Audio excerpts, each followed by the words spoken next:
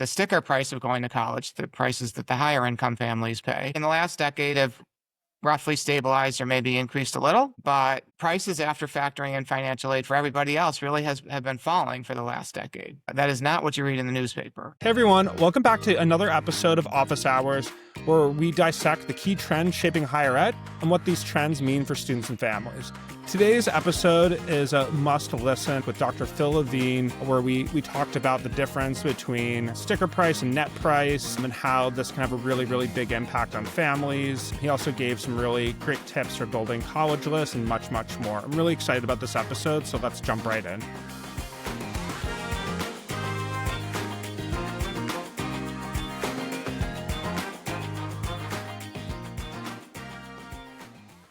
Hey everyone, I'm Will Geiger, co-founder of Scholarship 360, and I'm excited to be joined today by Phil Levine, a professor, researcher, and entrepreneur who spent a lot of his work focused on the cost of higher education.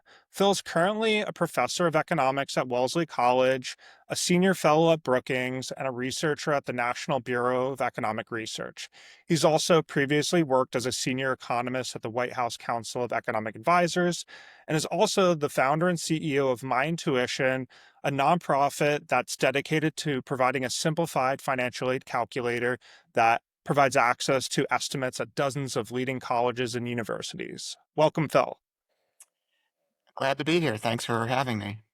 So I want to kick things off with a little bit on MyinTuition. I'd love to hear the origin story of MyinTuition and why you initially built the product.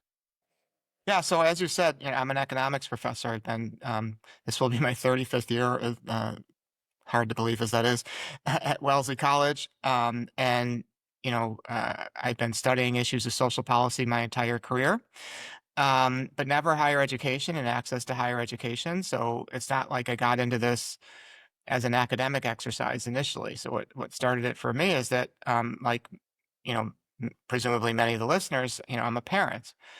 And I had kids who were approaching college age, and I make a good living. I'm not low income by any stretch of the imagination, but like I don't make $1 million a year either. And I just wanted to know, am I eligible for any financial aid? And it was at that point when I started to investigate that question where I realized, like, oh, this is not so easy. To be quite honest, when I first started, it literally was impossible.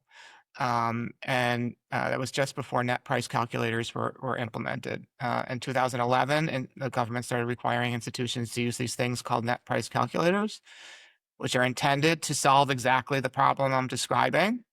Unfortunately, they often are pretty complicated on their own.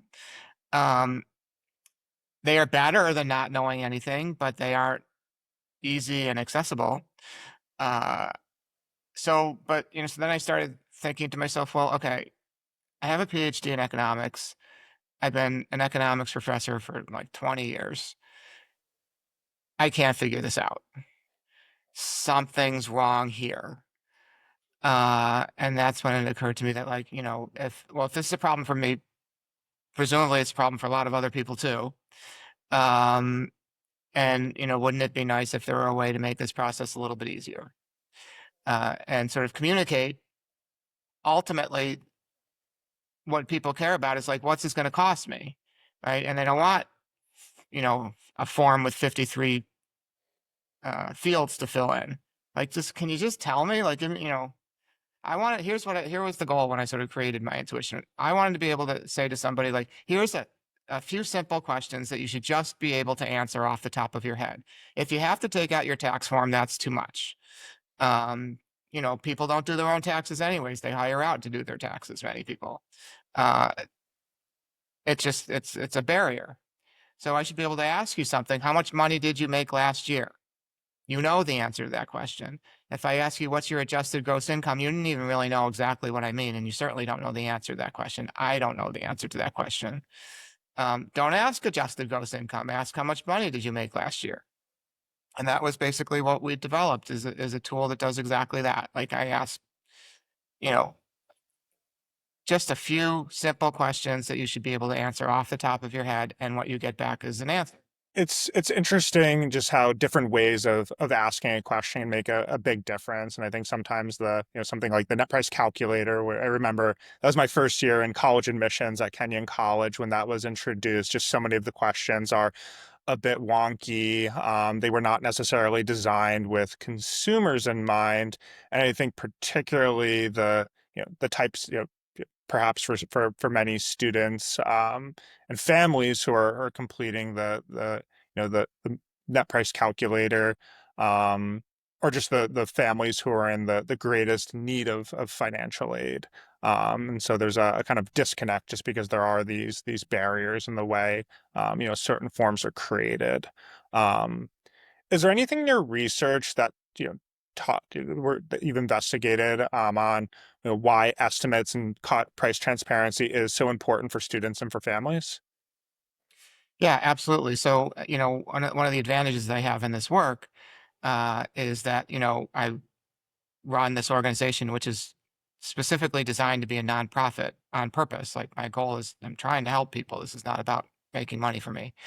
Um, but I still have wear my other hat of being an academic economist. So, there's research that people conduct and work that I've done that tries to explore this question of like, how, you know,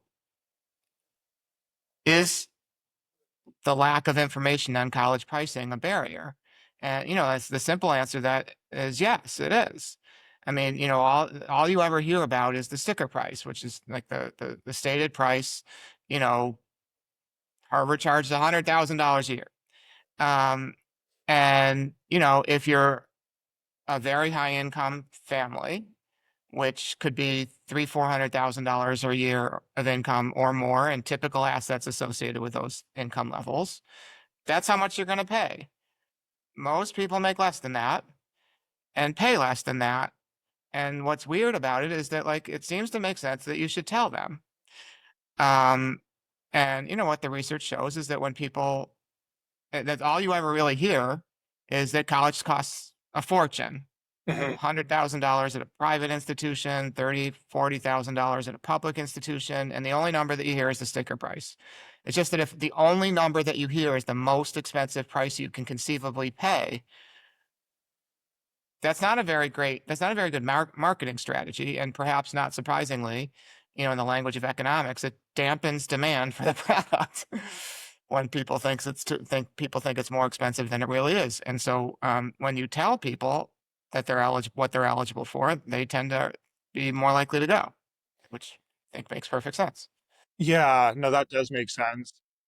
Do you think there's any truth to this idea that colleges are, continuing to increase prices and keep up with competitors just to signal value and communicate that to potential students, families, customers?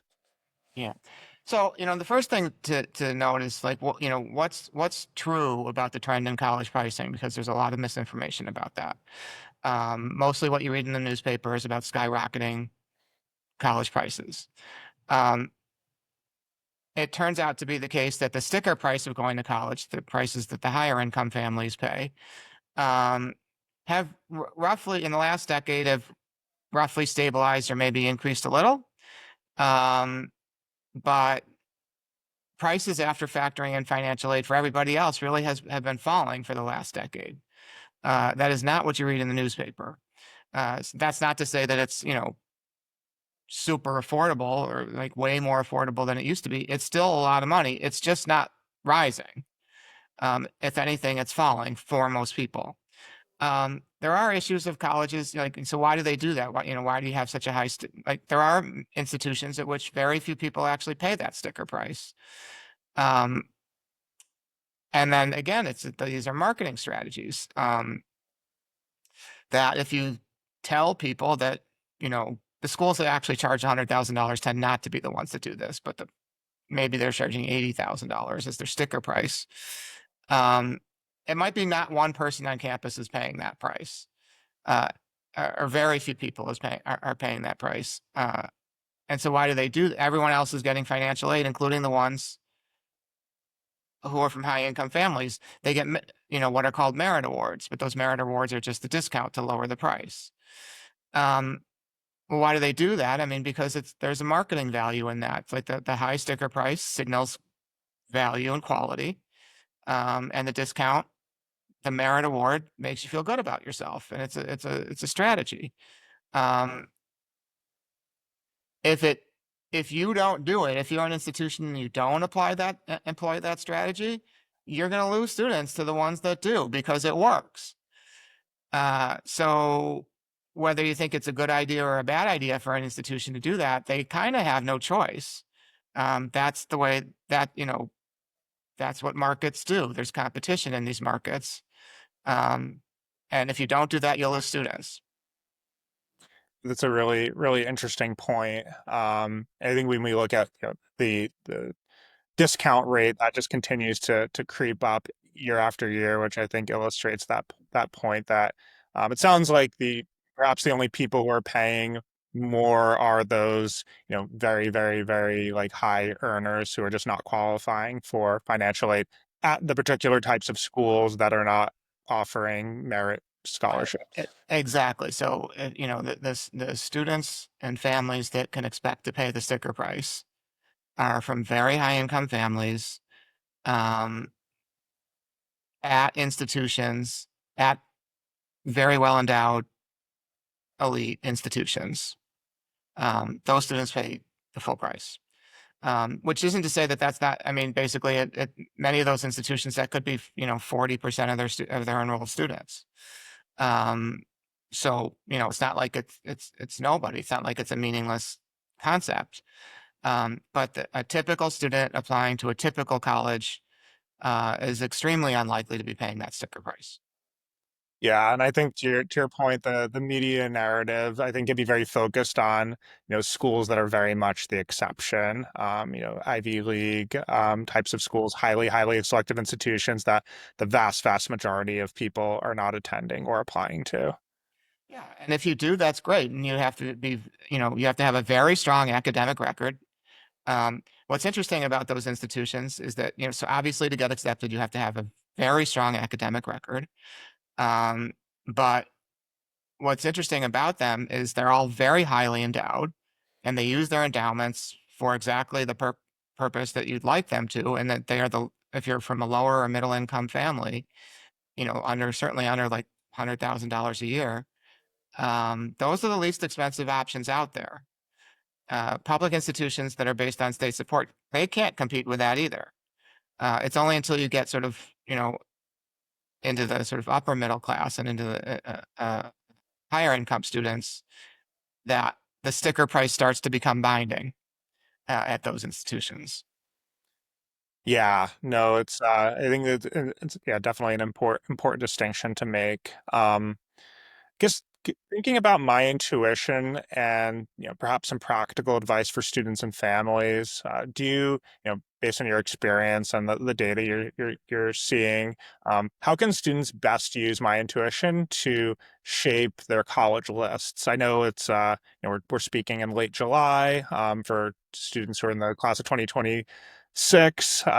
Now is probably a time you're getting ready for the Common App to open. You're really thinking about your college list. Maybe you still have some campus visits you're planning for the rest of the summer and the fall. How can my intuition help students who for whom cost might be a concern? Yeah, I mean, the most important thing to keep in mind in building your college list is, partly it has to be about the right type of institution, what you're looking for at your, academic qualifications, blah, blah, blah. All of the sorts of things that we normally think about. But cost is one that oftentimes we don't think about because we just assume it's too expensive. That's a mistake. So in thinking about what your college options are, it's incredibly important to also incorporate sort of an expectation of what this is going to cost you, not like what it costs the average student, not what it costs the high income student. Like at the end of the day, the only question that should matter to you is like, what's this going to cost me? Um, and so in building that list, for sure, you should be doing your homework on trying to figure out how much is college going to cost you. So, MyIntuition is certainly a good place to start. We work with several dozen institutions. MyinTuition.org has a web page where you can see all of them listed there. Uh, in a matter of a couple minutes, you can get an estimate for an institution. It stores what you enter, so you can go click on any other institution and get an estimate there too. Um, you may not be you may be a little bit surprised to see that the variation across institutions isn't as great as you might think it would be. If you're, if you're $100,000 family with typical assets, like, there's a little variation across schools, but it's not massive. Um, what mostly matters is thinking to yourself, like, well, can I afford this institution? And, the difference between the, $90,000 sticker price and the $20,000 or $30,000 that they might actually be expecting, that you might be anticipating to pay at one of these institutions, that's a huge gap. Like, let's face it, if you're, you've got to be making a lot of money and have a lot of assets set aside to be able to come up with $90,000 a year to go to college. And I'm certainly not intending to say that, for a middle income family coming up with $15,000 or $20,000 is easy. It's not. But the point of the financial aid system is less about making college cheap as making it a potential option for you. And so, if you're a lower income family, these many institutions will charge you very little. But just trying to figure out, like, is this a number that I can come up with or not? Maybe the answer is no. And if that's true, you learn something from that too. And then maybe it's appropriate to say, well, yeah, I just can't afford that. And if so, I mean, we can talk about sort of like the policy implications of like, how do we fix the higher education system? But for today, that's the way the world works. That's what you're going to be expected to pay. If you can make that work, that's great. And if you didn't, I mean, it's terrible and it's a shame, but at least you know. And at least you're making a decision to rule in or rule out an institution based on the truth as opposed to misperceptions that many people have about college costs. Yeah, and I guess important to do that before you actually apply to college. When I was a school counselor and admissions officer, I know those were always very tough conversations when they were happening after the fact, and the student and their family clearly did not have that conversation, and kind of just hoped for the best, and it just was not affordable. I kind of would get that a little bit more, pre MyIntuition, pre-net price calculator, but you do have these tools that can, help guide your decision-making process. And, for so many Yeah, and families. even for institutions that don't use MyIntuition, of which there are many, you still should be slogging through their net price calculators. It can be a difficult task, but at least they are available now. Like I said, back in the day when I was doing this, they weren't. So, you want to you really want to be making the best decision for you based on true facts, not what is commonly reported in the news media. The other thing that I would say is, like, you're specifically focusing on, seniors in the fall of their senior year. And you definitely should be doing those sorts of analyses now. But realistically, like, this is this is really a task that should start much earlier than that. Like, in thinking about, like, how am I going to spend my high school years? What classes am I going to take? Is college right for me at all?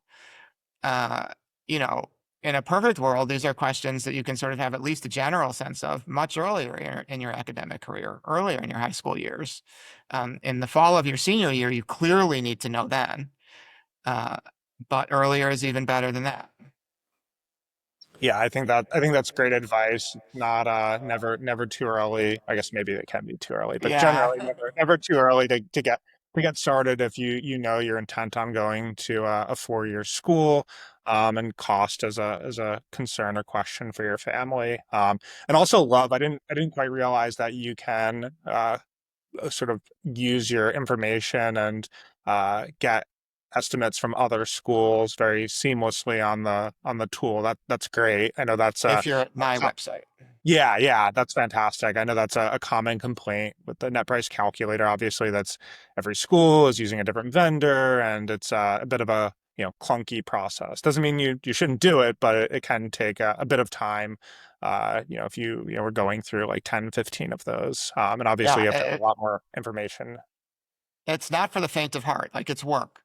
Um, my whole goal is to make it as seamless as possible. As a matter of fact, just starting this fall, um, we're introducing a new tool that's even easier than that. Basically, it's just an interactive, the equivalent of an interactive slider um, that you can use on your phone, and you just like use your finger and you swipe over your income level, and it'll give you a ballpark estimate of the cost for your family.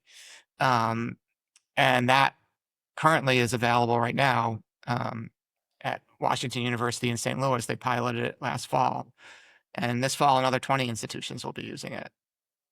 That's awesome. Yeah, I mean, just yeah, I love the. I know on Scholarships 360, we're always a fan of helping to just make more of those tools visible to students, just to give them a real like clear snapshot to help guide their process a bit. Out of curiosity, are any schools able to provide guidance on merit awards within MyinTuition, like with GPA, like test score information? Yeah, so most of our schools are not schools that offer a lot of merit aid, um, but there are some. You can tell very quickly because basically, as you're going through the screens, if it asks you about test scores and grades, there's only one reason to ask about test scores and grades. So the schools where there are some schools that offer merit for a relatively speaking small subset of their students, and they may not. At those institutions, essentially, they're not giving merit awards strictly based on test scores and grades. It's a more holistic process. Um, but that doesn't mean that they don't offer it at all. You would be able to see though, again, so schools like that, we don't ask about test scores and grades because it doesn't help. Um, in the schools that have more formulaic systems for how they're going to offer merit awards, there are at some of the schools, screens will come up and say, "What were your test scores and grades?" And if you see that, for sure, there will be a merit component in the end. Oh, that's helpful. So it sounds like for even for students who might not qualify for much, if any, need-based financial aid, they can get a little bit of insight into the types of merit awards they might qualify for, if that's important part of their process. Yeah, no, I think that the thing that you should keep in mind is the number of schools that give no merit aid at all for higher income students is very small. You're talking about, sort of the most highly ranked, I don't know, 20 or 30 schools in the country. Um, that's not to say that they're giving merit aid to large numbers of students. Um, but if you're a high income student not applying to, the Princetons of the world, um, there's still a decent chance that you will get a merit award as well. Yeah, that makes a lot of sense, and I think it's just a good reminder that sometimes when we're talking about certain types of schools that are very they're need types of places that are need blind, meeting 100% of demonstrated need. That's wonderful, but it's a small percent of institute. Um, I want to shift a little bit to a few macro questions that I was really curious to get your takes on. I know that there's a lot of disruption in the world of enrollment right now with you know demographic cliff with the largest class of seniors for a while just graduated. There's been big policy changes, ranging from changes to funding. I know there's been questions around how students are able to enroll international students. A lot of this is hitting at once. How do you see this impacting the cost of college? I guess both in the next few years and then kind of going forward. Yeah, I mean, uh, the conversation that we had a little bit earlier about, how for the most part, college prices have been falling over the last decade or so for most students. I think that's just about to change. And I think that a lot of the changes that have taken, a lot of the policy changes that have been implemented in the last 6 months, um, all are going to go in the direction of increasing college costs, not reducing college costs. So, at the end of the day, college have colleges are businesses and they have expenses and they have to cover those expenses. Um, and so when you take away, you know, billions of dollars worth of research funding for the very top institutions, when you impose hundreds of millions of dollars worth of taxes on their endowments, um, when you restrict entry of international students who are more likely to pay the full sticker price. All of these things starve these institutions of revenue. And when you reduce the revenue and you have bills to pay, you're already seeing stories in the news about institutions laying people off, cutting budgets and laying people off. Um, the likelihood that they're going to be engaging in all those activities and still lowering the price at the same time is just extremely unlikely. They're going to be looking for more revenue from students because they need to pay their bills. Um, and the money has to come from somewhere. And if it's not going to come from these other sources, unfortunately, it's more of it will fall on the backs of students. So I think it's extremely likely uh, going forward, at least in the foreseeable future, um, that college costs will be rising. I think it's very unfortunate, but I think that's the state of the world we're in. Yeah, I think one of the interesting things that we've been seeing, you alluded to this just with some of the uh, budget cuts or freezes at schools, is that a lot of this is impacting, some of the most well-resourced institutions. I know that a lot of the narrative over the past like decade plus has been on, a lot of the smaller private institutions. A lot of them are more likely to be located in rural places in certain parts of the country that are experiencing a bit more population decline in the Midwest and the Northeast. Those schools were facing some financial hardships. But this is kind of interesting that it's impacting some of the most well-known schools, some of those schools that are the need blind, meaningful need types of places, which is interesting. Well, yeah, but I actually think it goes beyond that. I think it will be this is a virtually universal trend across institutions because the public institutions rely on state support. So other policy changes that have been recently introduced will harm state budgets. So they'll have greater expenses to cover the Medicare costs, to cover Medicaid costs, and to provide food stamps. And in the public um, hierarchy, if you're a government official and at a state, a state level government official, and you're like, so should we give our money to, you know, keep people healthy and to feed them, or to support our higher education systems? Higher education comes out third in that priority list. So public institutions are going to lose state support also. And again, they have bills to pay and the money has to come from somewhere. And so their ability to offer more financial aid and keep costs low is going to be significantly restricted. So I think pretty much across the board, from elite private institutions to any level of public institution, I think it's we're likely to see costs rising. So, I know the model of higher ed or of late has been a higher price, higher discount model where colleges are able to then reallocate financial aid to students who need it.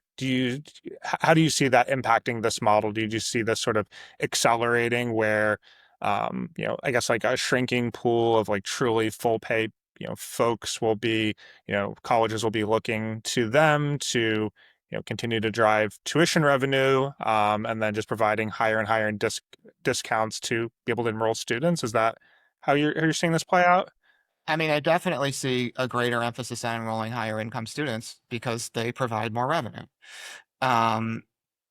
ironically, that may, if the competition for higher income students gets more intense, that may lead to, actually for them lower costs as students get greater merit awards to attract them to come. Um, and that's great if you're a higher income student in that category. But for everybody else, that again means even less revenue to distribute um, through the financial aid system. And so I mostly think that means higher prices for everybody else. If you take a step back, um, I think it's useful to just to think about, it's like, how should the college pricing system be structured? Um, and, I'll tell you in my mind what I think makes sense, and you can agree with me or disagree, is that, if you're, higher education has tremendous value. Its ability to sort of, jumpstart economic mobility for lower income students is tremendous. Higher income student, basically there's benefits to everybody associated with higher education, perhaps even greater benefits for lower income kids. Um, it's something that should be universally available. So what does that mean? That means for lower income students, the family's making $30,000, $40,000 a year. The kid wants to go to college. What should that family have to pay? I think the answer is pretty straightforward. Like, there's no extra money there. It should be free or essentially free, some very low cost uh, uh, amount that should have to come up with to enable them to go. You're a high income family and you have extensive resources. There's still tremendous benefit to going to college. You can afford to pay more. The price for that family should be reasonably high. Now, I don't know exactly what the right number is for reasonably high, but some good amount of money. And then it's not complicated to see that if the lower income people are going to pay essentially zero and the higher income people are going to pay, roughly speaking, a lot, um, you draw the line between the 2 points, and that's the way the system should work. That's not the way the system works, and largely it's because there's insufficient government funding. It's not until we get to the point where there's greater resources dedicated to the system that we'll be able to implement something like that. We're nowhere near that right now and moving further away. Yeah, no, appreciate that perspective and sharing a little bit of how this, sometimes we're more focused on, the things that are, the things that are going wrong, versus what possible solutions might look like. Which I think is a great, a bit more of an optimistic way to end the conversation. So thanks so much, Phil, for joining us today. This has been great. I think there's a lot of really wonderful insights and some practical advice for students. Definitely check out MyinTuition as you're going through your college search. It's not too early to use this as a tool to provide some financial aid estimates for some schools you might or might not be considering. Thanks so much. Great. Glad to be here. Thanks.